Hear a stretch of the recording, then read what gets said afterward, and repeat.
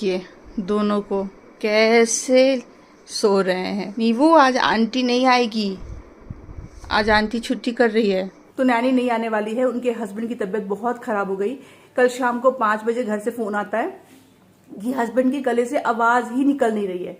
तो पहले मुझे लगा कि बच्चे ऐसे ही बोल रहे होंगे, मतलब कफ हो गया है, गला भारी हो गया है।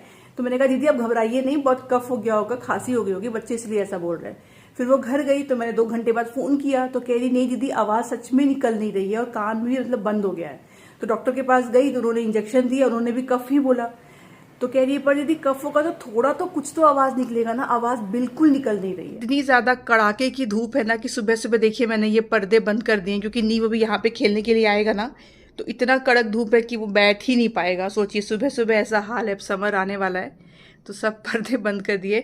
और ये देखिए कितने अच्छे से अरेंज करके मैं और नीव जो है वो रात में सोते हैं।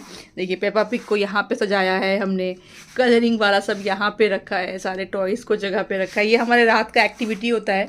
आज नाश्ते में बनवाया है आलू का पराठा, नीवू के लिए भी हमारे लिए भी। इसलिए ना मैं तीखा वेखा नहीं डलवाती हूँ, कोई भी मिर्ची नहीं पड़ती हमारे घर के पराठा में। तो नीव भी खाता है नाश्ते में, हम लोग भी खाते हैं। और यहाँ पे देखिए लंच वगैरह सब कुछ बन के रेडी है, सोयाबीन आलू की सब्जी। तो नैनी का तो बहुत ही सीरियस हो गया मैटर। अभी मैंने फोन किया था और मैं एक्सपेक्ट कर रही थी कि बेटरमेंट आई होगी, रात भर सोए होंगे, फिर दवाई खा के सोए थे, वो तुलसी का काढ़ा पिया, स्टीम लिया, तो कुछ मतलब बेटरमेंट आई होगी। जैसे ही फोन उठाया दीदी रोने लगी, कह रही है कि दीदी बिल्कुल आवाज निकल नहीं रही है। कह रही है कि जैसे कोई गूंगा हो जाता है तो कैसी आवाज हो जाती है, मतलब कि वैसा आवाज हो गया। तो मैंने कहा एक काम करो दीदी, आप जो भी हॉस्पिटल गए थे ना वहां पे ENT को दिखाओ, थ्रोट का डॉक्टर आता है। तो उनको मैंने व्हाट्सएप में लिख के दिया है। तो मैंने कहा आप ENT जाकर के दिखाओ, आप नॉर्मल डॉक्टर को मत दिखाओ, वो थ्रोट चेक करके बताएंगे कि हुआ क्या है। तो नीवू और अंगद जा रहे नीचे थोड़ी देर, 1 घंटा से टाइम पास करने के बाद। तो नीचे लंच भी क्योंकि इसको करना है ना, ऊपर में तो लंच कराने में इसको 2 घंटा लगे। हाँ बहुत ज्यादा फ्रेंड्स है ना। नीवू के पास बहुत फ्रेंड्स हैं, सब नीचे वेट कर रहे हैं। क्या सब लेना है?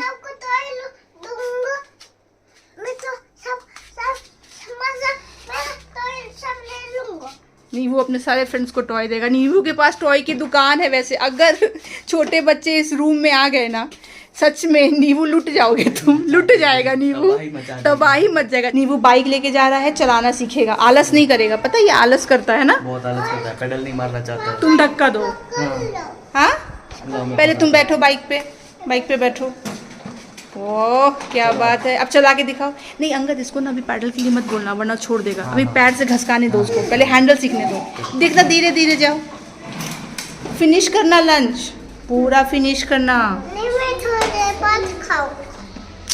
सिर्फ बहाना है, थोड़ा देर बाद ये प्रोक्रेस्टिनेट करना चालू कर दिया है। पाप पे गया है सब चीज मम्मी पे गया है, पापा पे गया है। मम्मी पे। Bye Nivu, bye Nivu. मैंने इंस्टामार्ट से कुछ सामान मंगाया है, उसमें मैंने एक चीज़ इस बारी फर्स्ट टाइम ट्राई करने को मंगाई है, मैं दिखाती हूँ।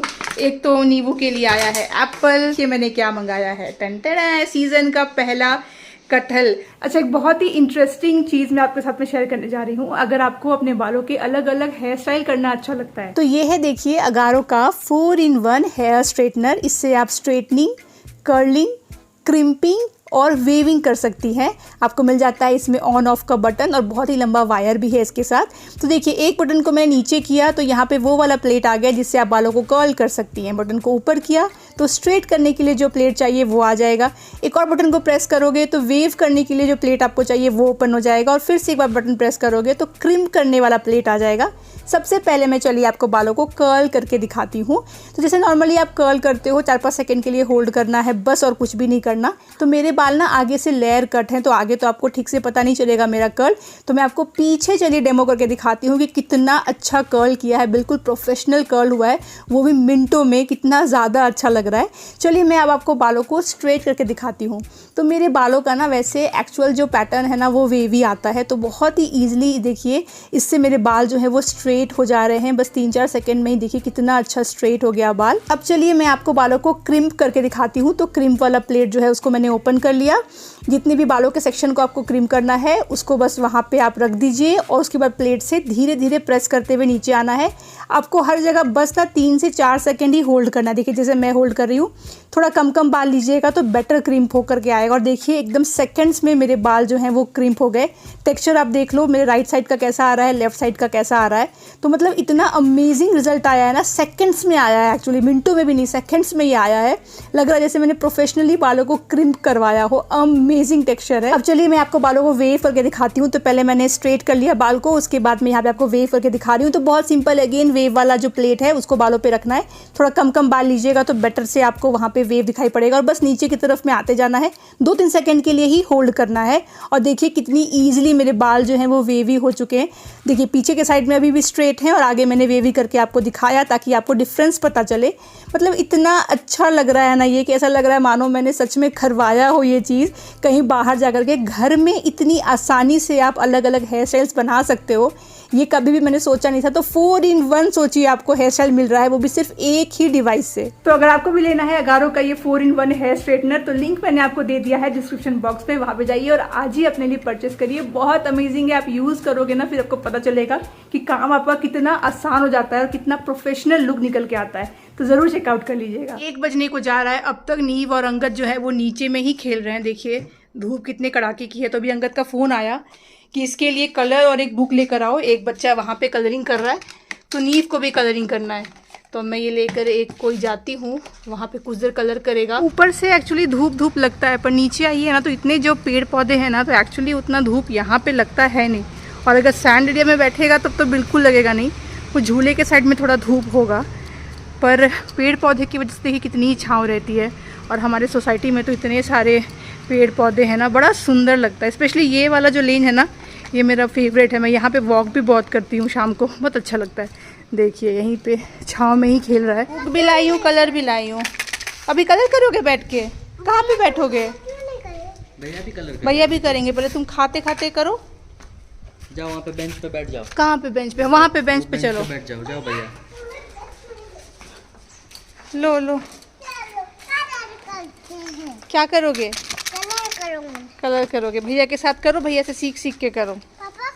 अभी तक खिला ही रहा है अंगद लंच, इसको देखिए तक फिनिश नहीं हुआ है, आधा मुश्किल से हुआ है। बाप रे।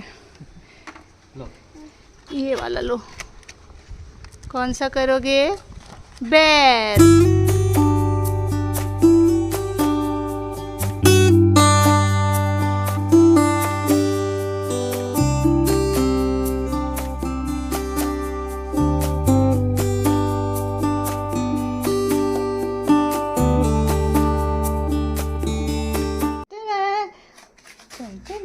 यहाँ बैठ के लगाओ, खोल पाओगे खुद से? बैठ के गिराना नहीं है। नीवू को वेल पेंट लगाने का मन किया, मैंने लगाया है आज, तो मेरा देख करके उसको भी मन कर गया। धीरे धीरे लगाओ, गिराना नहीं। हाँ लगा लो।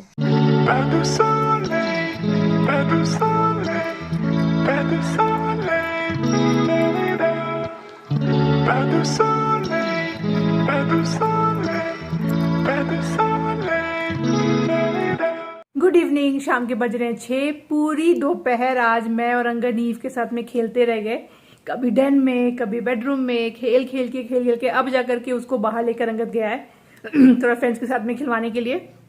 तो अब मैंने व्लॉग शुरू किया। इतनी मस्ती करता है ना, अब हंसाता भी बहुत है, पता है। मतलब सब बात को समझने लगा ना, इस एज में आकर के बच्चों के साथ में ना खेलने का मजा आता है। मतलब मुझे तो नीव के साथ में बहुत मजा आता है, क्योंकि मुझे चिढ़ाता है वो, मतलब सब बातों को समझता है तो अच्छा लगता है। मतलब बेटर हो गया है अब उसके साथ में खेलना, सब बातें करना। मीनवाइल मैंने नैनी को फोन किया, उनको ना मैंने भेजा था ईएनटी के पास में कि नॉर्मल डॉक्टर को मत दिखाओ, आप ईएनटी को दिखाओ। ईएनटी से चला है पता कि इतना ज्यादा कफ हो गया है ना कि अंदर स्वेलिंग हो गई है, और स्वेलिंग की वजह से अपेरेंटली उनकी आवाज बाहर नहीं आ रही है। तो डॉक्टर ने दवाई दिया है और कहा है कि 2 से 3 दिन में जब स्वेलिंग थोड़ी कम होगी तभी आवाज निकलेगी। तो अभी दीदी काफी रिलैक्स थी, क्योंकि ढंग के डॉक्टर को उन्होंने दिखाया। तो मैंने कहा देखिए चिंता मत करिए, जो भी दवाई दिया है वो कंटिन्यू करिए, क्योंकि जो जनरल फिजिशियन था उसने जो दवाई दी थी उससे तो रिलीफ नहीं होने वाला था। क्योंकि मैंने देखा तो वो काफी नॉर्मल कफ का दिया था, पर इन्होंने तो एंटीबायोटिक वगैरह दिया है हाई पावर, और क्योंकि ये ईएनटी स्पेशलिस्ट है तो उन्होंने अच्छे से थ्रोट भी चेक किया होगा, सब किया होगा। पर मैंने ये पहली बार सुना है कि ऐसा तो क्या इन्फेक्शन या कफ हुआ है जिससे कि मतलब वॉइस बॉक्स इतना डैमेज हो गया है कि स्वेलिंग हो गई है, आवाज ही निकल नहीं रही है। और ऐसा भी नहीं है कि उनको सर्दी थी, खांसी थी या कुछ हुआ था। सोचिए शाम को अचानक से दर्द हुआ गले में और आवाज़ आना बंद। यार मुझे एक बात समझ नहीं आ रही है, ये किस टाइप का कफ चल गया है कि ऐसा हो रहा है। मुझे कफ हुआ नहीं कि चोकिंग हो रही है, अगले को कफ हुआ तो आवाज़ ही निकलना बंद हो गया। मतलब ये क्या हो रहा है, ये कुछ समझ नहीं आ रहा है। ये नॉर्मल सर्दी खांसी तो नहीं है भाई, ना तो मुझे जुकाम है ना उनको जुकाम है। और देखिए मेरा आवाज़ कैसा भी हो गया, पता है मैं तो हंस नहीं पाती हूँ। मैं जैसे हंसती हूँ ना मेरी सांस अटक जाती है, इतना अंदर में कफ है कि क्या है समझ नहीं आ रहा। पर ये बहुत ज़्यादा स्कैरी होता जा रहा है और हर तरफ फैला हुआ है। मैं मानती हूँ सर्दी खांसी बहुत फैला हुआ है, पर इतना जो सीवियर हो जा रहा है ना, मैं क्या ही बताऊँ। तो देखती हूँ क्या होता है। तो कल भी तो मोस्टली वो नहीं ही आएंगी। कल मैं अंगद को सोच रही हूँ ऑफिस भेज दूँ। मैंने उसको अभी तक वो मेल करने नहीं बोला है हफ्ता भर वर्क फ्रॉम होम लेने के लिए। अगर आज रात को मेरी तबीयत ठीक रहती है, मतलब कुछ एपिसोड्स मुझे चोकिंग के नहीं होते और नींद अच्छी आती है, तब तो कल अंगद ऑफिस चला जाएगा। अगर मुझे कल की तरह फिर से कुछ हो जाता है तो फिर अंगद नहीं जाएगा, क्योंकि जब नींद पूरी नहीं होती है और फिर पूरे दिन घसे हुए गले के साथ में मुझे हिम्मत नहीं होती। देखा जाएगा, फिलहाल तो भी होप फॉर द बेस्ट कि कुछ तबीयत खराब ना हो आज रात को। कल हुआ था जो हो गया। चाय वाय तो पीना है नहीं, तो शाम तो बहुत रूखी रूखी लगती है, तो हमने पपाया खाया और उसके बाद अंगद नीचे चला गया।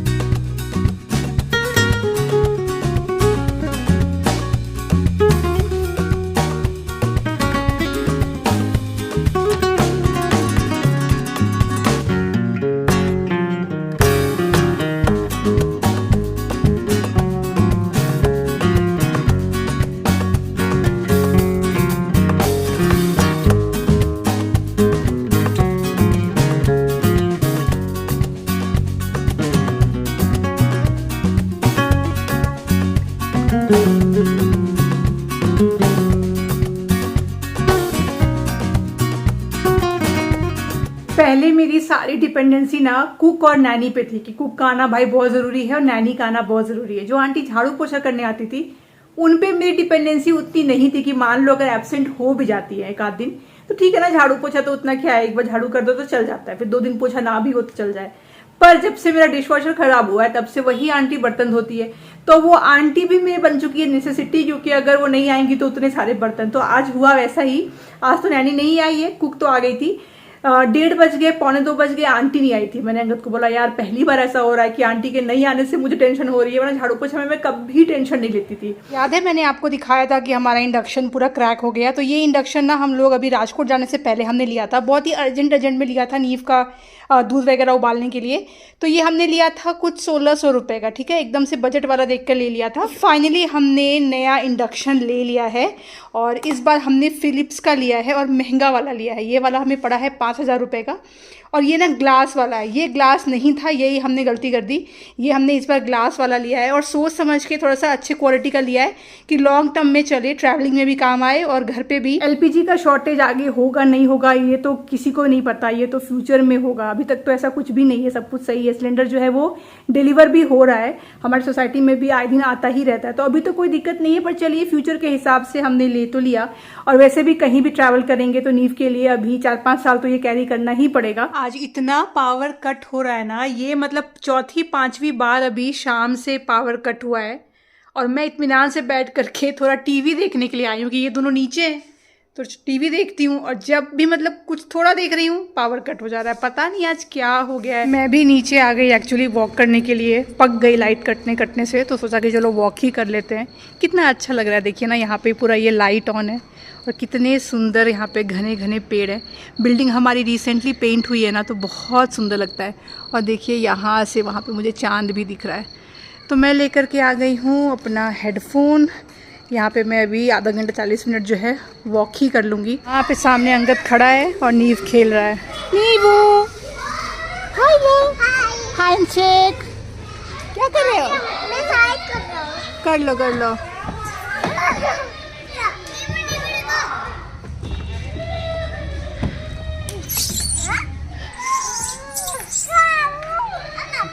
हमारे सोसाइटी में ही एक भैया रहते हैं और वो पेंटर है। उन्होंने देखिए ये पूरा एरिया पेंट किया है खुद से अकेले।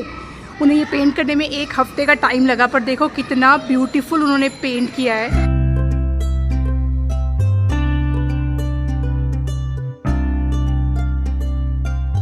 एक और उन्होंने बनाया है, मैं देखती हूँ अभी दिखता है तो आपको बताती हूँ। आई डोंट नो अभी दिखेगा कि नहीं। मुझे एक दिन आया था कमेंट कि शोना आपकी सोसाइटी बहुत सुंदर है, आप ना इसको चेंज मत करो, आप क्यों नया घर देख रहे हो।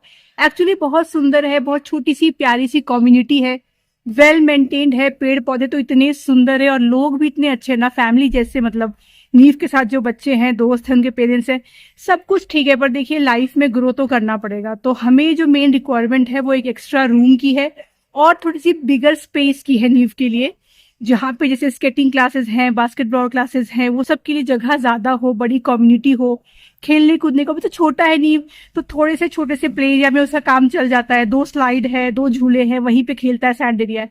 पर थोड़ा ग्रो करेगा, जब थोड़ा बड़ा होगा तो उसको बड़ी जगह चाहिए रहेगी और हमें भी चाहिए रहेगी। थोड़ी एज होगा ना तो लगेगा कि हाँ बड़ी सी जगह हो, तो आप जॉगिंग कर सकते हो, वॉकिंग कर सकते हो। यहाँ भी कर सकते हैं, करते ही है, पर थोड़ी छोटी सी जगह है, तंग जगह है, तो क्या है कि दिक्कत होती है थोड़ी सी। तो इसीलिए बड़ी स्पेस की जरूरत है और रूम की तो एक्स्ट्रा जरूरत बिल्कुल है ही है।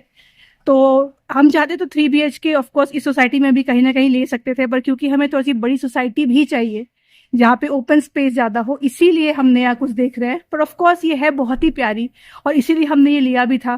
पर नीव के आने के बाद में रिक्वायरमेंट चेंज हो गई हमारी और समझ में आया कि नहीं बड़ी जगह चाहिए। बट एक्चुअली इतनी ब्यूटीफुल सोसाइटी है ना, इतनी पॉजिटिव फीलिंग आती है ना।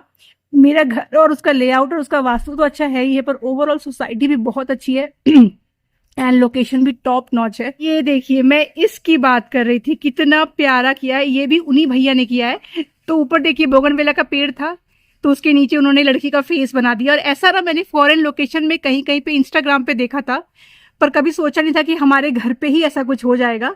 देखिए बोगनविला का पेड़ से लड़की का बाल बना दिया है और कितना सुंदर लग रहा है, ये इतना प्यारा लग रहा है। सोसाइटी में ही देखिए आर्टिस्ट के होने का फायदा हो गया कि इतना सुंदर डिजाइन बनाया उन्होंने, कितनी मेहनत लगी होगी सोचिए। ये वाला तो जब उन्होंने बनाया था तब हमें पता नहीं था, तो हमने देखा नहीं कब उन्होंने यहाँ पे बनाया। पर जो उन्होंने एंट्रेंस में बनाया है वो तो लिटरली हमने देखा है आते जाते कि उन्हें 1 हफ्ता का टाइम लगा था, रोज वो थोड़ा थोड़ा करके पेंट करते थे और कितना सुंदर लग रहा है। तो अभी मुझे ये रियलाइज़ हो रहा है कि एक दिन ना मैं यहाँ पे आके एक फ़ोटो सेशन करवाऊंगी। यही चीज़ देखिए किसी कैफ़े में होती है तो वहाँ जाके लोग करवाते हैं फ़ोटो सेशन, है ना, हम जाते हैं। घर पे है तो फिर देखिए याद नहीं रहता है कि यहाँ पे एक दिन कुछ फ़ोटोज़ खिंचवाया जाए। चलिए मैं नीवू को लेके ऊपर जा रही हूँ। अब नीवू का खेलना हो गया और नीवू अपने साइकिल पे घूम रहा है। इस साइकिल को देखिए हम लोग ना राम की तरह सोसाइटी में यूज़ कर लेते हैं, इसीलिए इसका हैंडल नहीं निकाल रहे हैं हम लोग। अभी से नीवू रूबिक्स क्यूब सीख रहा है। बड़े बड़े बच्चों को सोसाइटी में देखा है इसने करते हुए, अब इसको भी करना है। अभी ये एज तो इसकी है नहीं, पर हमने इसको एक दिया हुआ है, क्या पता धीरे धीरे सीखे। जो बच्चों में देखेगा, चाहे बड़े हो छोटे हो, वही चाहिए रहता है सारे बच्चों को।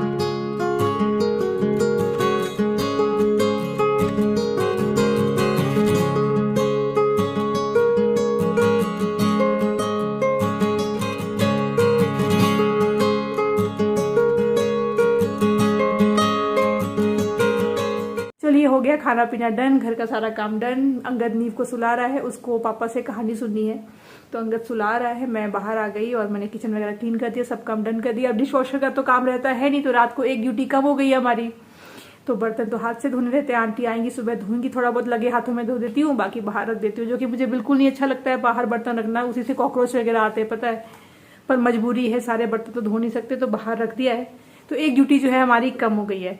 तो भी अंगद बाहर आएगा तो फिर बैठ करके कुछ देखेंगे सीरीज, जो मैं देखने की ट्राई कर रही थी शाम को और नहीं देख पा रही थी वो शुरू करूंगी। और जो भी हम लोग सीरीज देखने बैठेंगे ना, उसका माहौल देखिए हमारे घर का कितना अच्छा रहेगा। यहाँ से देखिए वो प्रोजेक्ट कर रहा है, कितना सुंदर लगता है। तो ये नींव के लिए, पर मैं भी इक्वली एंजॉय करती हूँ। एक अलग सा एम्बियंस जो है वो घर का बन जाता है। तो सारी लाइट ऑफ करने के बाद तो और भी ज़्यादा सुंदर लगता है। ये देखिए कितना प्यारा लग रहा है ना, बिल्कुल ड्रीमी। एनीवेज तो यही था हमारा आज का दिन। अब देखते हैं कल कैसा जाता है बिना नैनी के, क्योंकि कल वो भी नहीं आने वाली है, पता ही है मुझे, क्योंकि 2-3 दिन तो छुट्टी लेगी ही और लेना भी चाहिए। कल फोन करूंगी पूछने के लिए हस्बैंड का क्या हालत है। रिकवरी में डॉक्टर ने कहा है 3-4 दिन तो लगेंगे ही लगेंगे। तो देखते हैं कल क्या हालत होता है। अंगद मीनवाइल ऑफिस जाएगा या नहीं जाएगा वो डिपेंड करेगा मेरी रात कैसी गुजरती है उस पर, मेरी तबीयत कैसी रहती है, फिर वो कल डिसाइड करेंगे। एनीवेज ऑन दिस नोट मैं आज का ब्लॉग यहीं तक रखती हूँ। आशा करती हूँ आपको अच्छा लगा हो। मिलूंगी आपसे अगली बार, तब तक आप लोग अपना ख्याल रखिए और हमारे ब्लॉग्स को देखते रहिए। Bye bye.